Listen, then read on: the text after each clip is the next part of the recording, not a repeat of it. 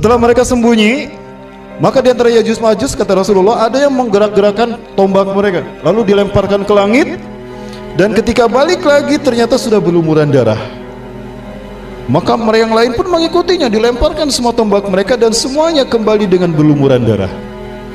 Lalu Allah menghukum mereka dengan diturunkannya apa?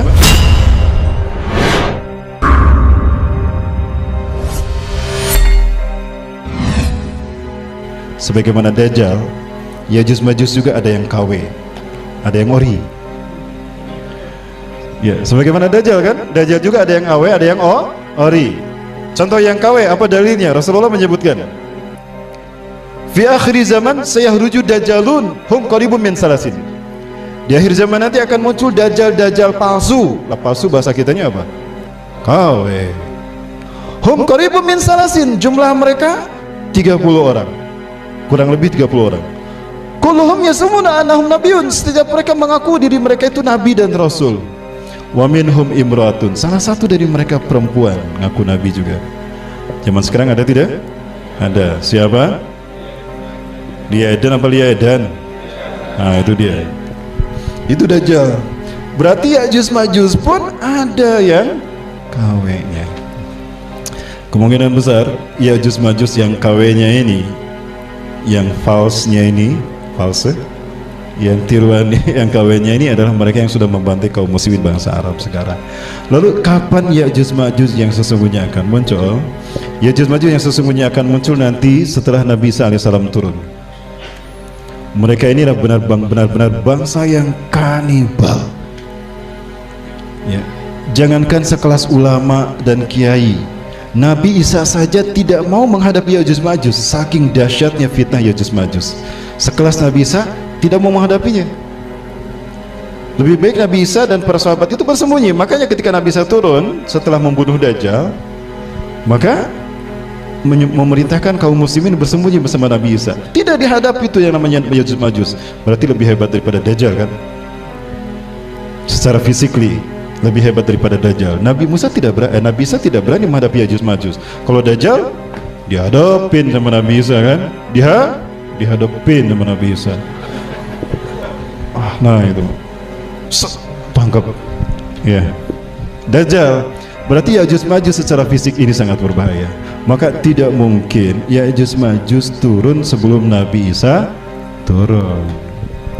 Maka kemungkinan yang saya maksudkan Yajuj Majuj di sana adalah mereka yang disebutkan Allah dalam surat Al-Anbiya. Yajuj Majuj pada akhir zaman akan bercampur dengan bangsa-bangsa di dunia sehingga keberadaannya tersebar di mana-mana. Nah, maka yang dimaksudkan Yajuj Majuj dalam hadis yang tadi, salah satunya Cina yang sekarang membantai kaum muslimin Uighur, Israel yang membantai muslim Palestina, Rusia yang membantai Suriah, Amerika yang membantai Irak dan Afghanistan. Adapun Yajuj Majuj yang Rasul sebutkan dalam hadis sebagai satu dari 10 tanda kiamat, itulah Yajuj Majuj yang nanti akan turun di zaman Nabi Isa. Kebayang jika Nabi Isa tidak diturunkan, siapa yang akan melindungi kaum muslimin saat itu? Inilah salah satu hikmah kenapa Rasulullah menyebutkan Allah akan menurunkan Nabi Isa di akhir zaman, dan posisi turunnya, waktu turunnya sebelum Yajuj Majuj keluar. Itu sebagai bukti pertolongan Allah terhadap kaum muslimin saat itu. Nah, Yajuj Majuj yang seperti inilah yang Rasulullah sebutkan, berkulit merah, berhidung pesek, bermata sipit, tidak jauh beda seperti mereka yang ada saat ini. Namun dari segi pakaian, mereka tidak berpakaian seperti kita, tapi pakaian mereka seperti orang-orang pedalaman. Artinya mereka hidup di tempat-tempat yang dingin.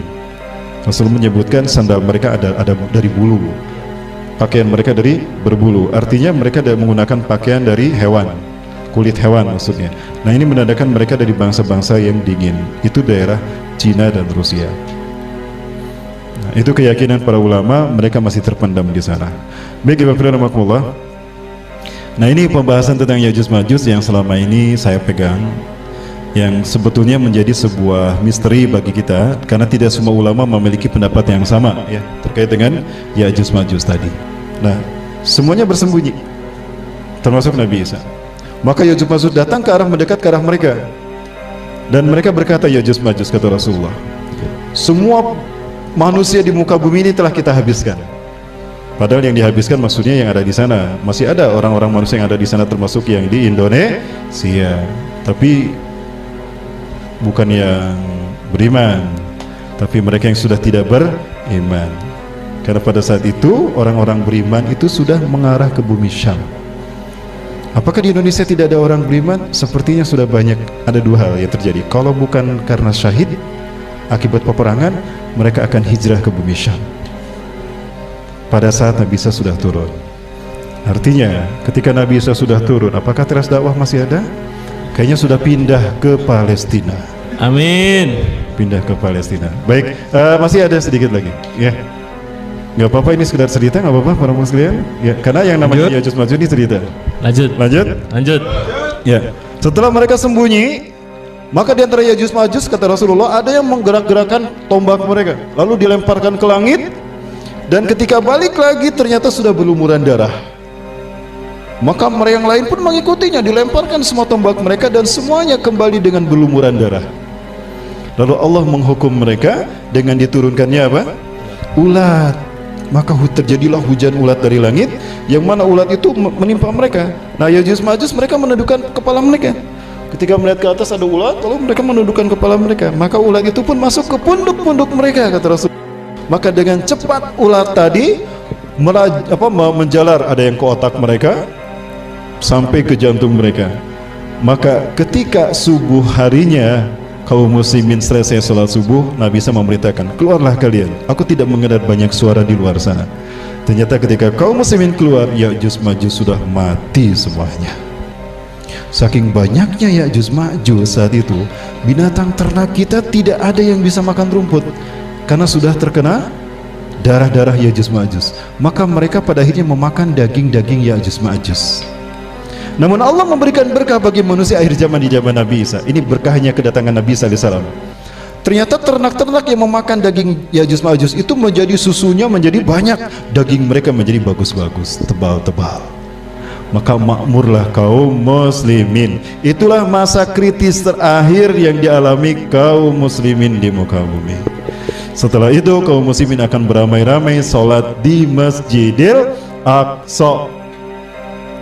Nabi Isa mengusap wajah mereka, satu persatu wajah mereka diusap. Anta min ahlil jannah, inama kanaka fil jannah. Kamu dari ahli surga, tempat kamu di surga. Rasulullah mengatakan, itulah sebaik-baik manusia di muka bumi. Mudah-mudahan mereka yang diusap oleh Nabi Isa adalah termasuk kita. Amin. Amin. Baik, Ibu Rahmatullah. Nah, kemudian itulah momen di mana umat Islam kemudian memasuki fase khilafah ala minhajin nubuwah yang damai, adil dan makmur.